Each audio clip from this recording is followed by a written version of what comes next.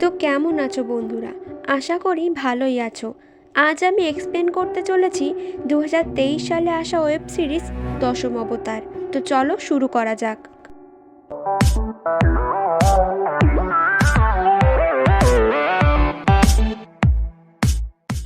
সিনেমার শুরুতেই আমরা দেখতে পাই একটা লোক বাথটাবে স্নান করছিল, আর তার দিকে একটা লোক বন্দুক ধরেছিল।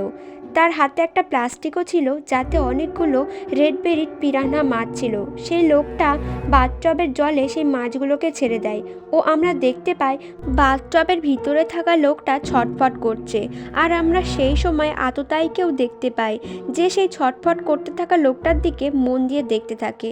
এরপর সিন শিফট হয় ও আমাদেরকে প্রবীর রায়চৌধুরীকে দেখানো হয়, যে একজন সিরিয়াল কিলার বিশেষজ্ঞ ছিলেন ও খুব বদমেজাজি। তিনি একজন গুন্ডার পেছনে দৌড়াতে থাকে তাকে ইনকাউন্টার করবে বলে।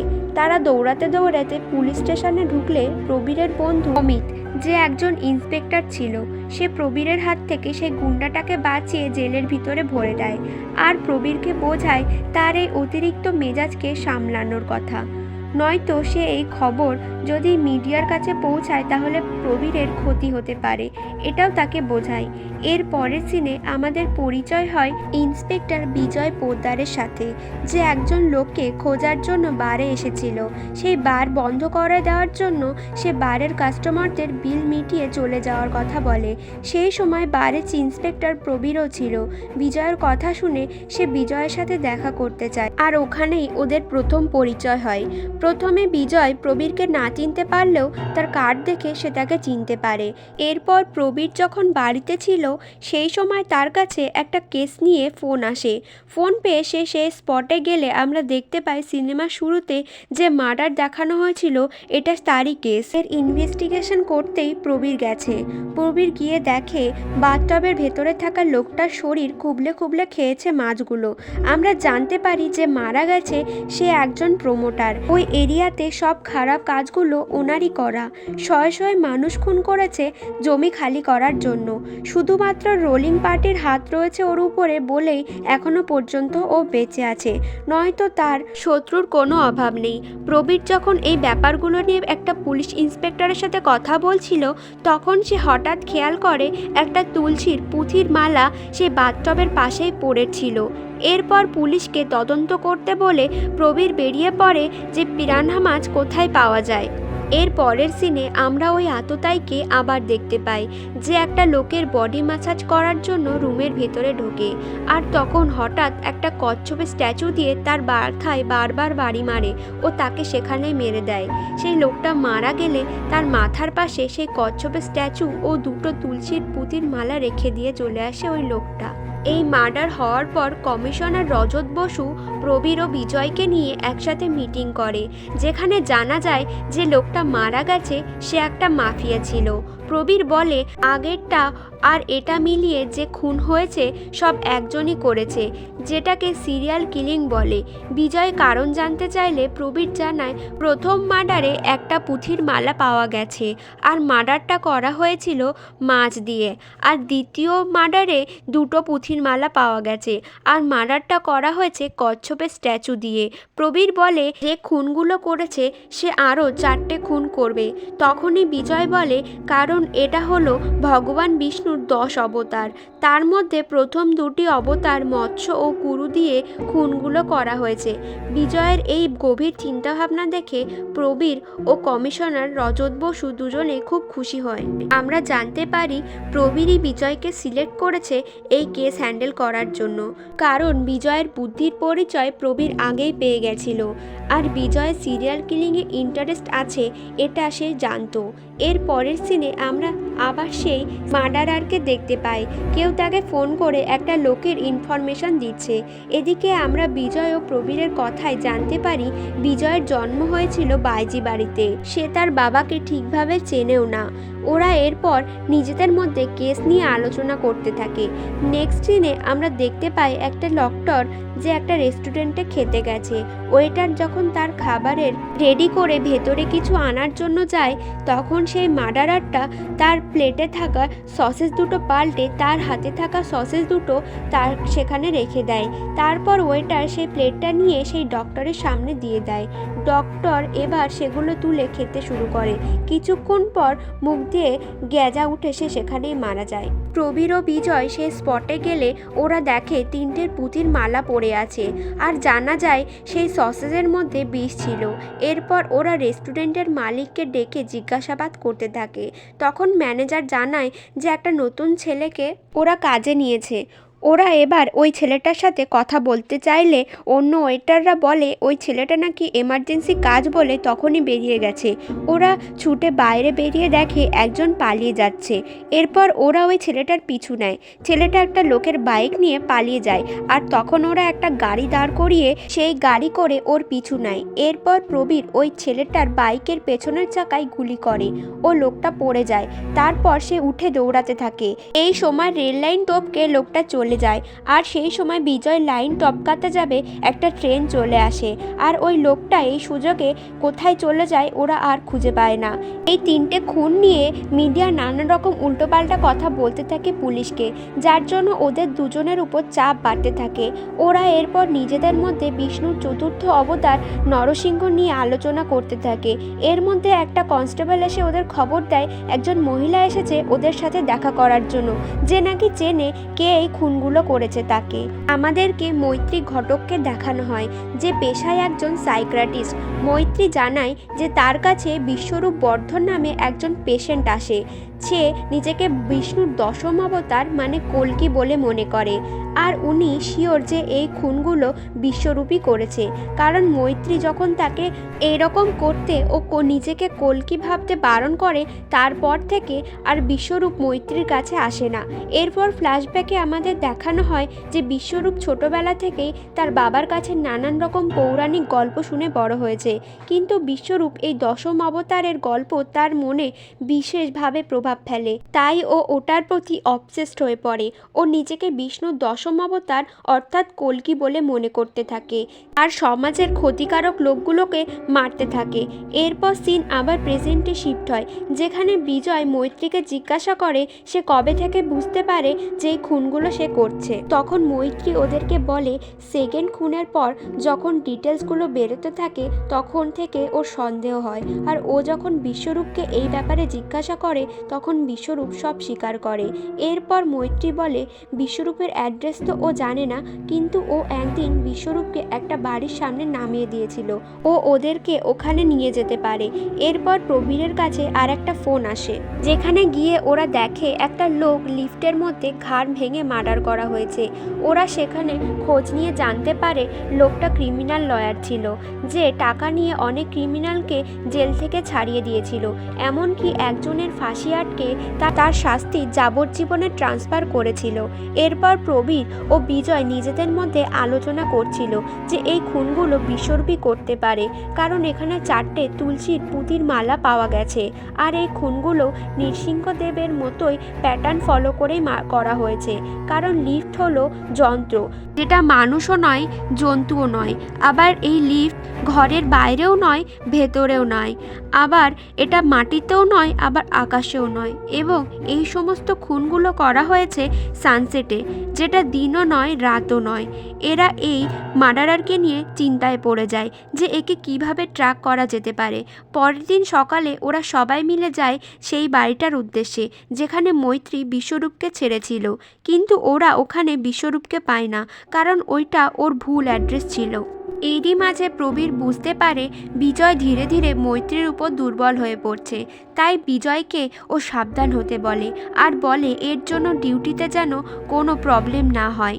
এরপর বিশ্বরূপের ছবি ওরা সারা কলকাতায় ছড়িয়ে দিয়েছিল। যাতে ওরা খোঁজ পেলে ওদেরকে জানায়। এর মাঝে একদিন বিজয় ও মৈত্রী আলাদা করে কথা বলে যে বিশ্বরূপ ওকে নিজের ব্যাপারে কিছু বলেছে কি না। এরকম করে আস্তে আস্তে ওরা একে অপরের প্রতি দুর্বল হয়ে পড়ে। এর মধ্যে একদিন প্রবীর একটা ঠেকে যায় ওর চেনা একটা খোঁচরের কাছে ইনফরমেশন নিতে। ওখানে গিয়েও জানতে পারে যে লোকটা মার্ডার করছে সে আগে সাউথের দিকে থাকতো। সে নাকি খুব শিগগিরই শিকারে বেরোবে, কারণ সে নাকি খোঁজ নিচ্ছে কোনো এক কলেজের মাস্টার সম্পর্কে। এরপর বিজয় ও প্রবীর পরের অবতার বামুন সম্পর্কে নেক্সট মার্ডারের কি লিঙ্ক হতে পারে এই নিয়ে নিজেদের মধ্যে আলোচনা করতে থাকে। এর পরের সিনে আমরা দেখি বিজয় ও মৈত্রী আবার কেস নিয়ে নিজেদের মধ্যে কথা বলছে ও ধীরে ধীরে ওদের মধ্যে সম্পর্ক গড়ে উঠছে। ওরা একে অপরকে ভালোবেসে ফেলেছে। এর পরের সিনে আমরা দেখি বিজয় ও প্রবীর একসাথে বসে খাবার খাচ্ছে, যেখানে প্রবীর মৈত্রীকে নিয়ে ঠাট্টা করলে বিজয় খুব রেগে যায় ও ওদের মধ্যে ঝামেলা হয়। বিজয় প্রবীরকে ওর মৃত স্ত্রী ও সন্তানদের নিয়ে উল্টোপাল্টা কথা বলে বসে, যার জন্য ওদের মধ্যে মারামারি শুরু হয়ে যায় ও অন্য পুলিশেরা এসে ওদেরকে থামায়। এরপর ফ্ল্যাশব্যাকে আমাদের দেখানো হয় বিশ্বরূপ ছোট থেকে অন্যদের উপরে হওয়া শাস্তির বিরুদ্ধে ও নিজেই রুখে দাঁড়িয়েছে, এমনকি মারামারিও করত। ওর যুক্তির সাথে ওর টিচাররাও পেরে উঠত না। এরপর সিন আবার প্রেজেন্টে শিফট হয় আর আমরা দেখতে পাই মৈত্রী বিজয়কে বোঝাচ্ছে যে প্রবীরের মৃত স্ত্রী ও সন্তানদের নিয়ে ওর এই সমস্ত কথা বলা ঠিক হয়নি, ও ভুল করেছে।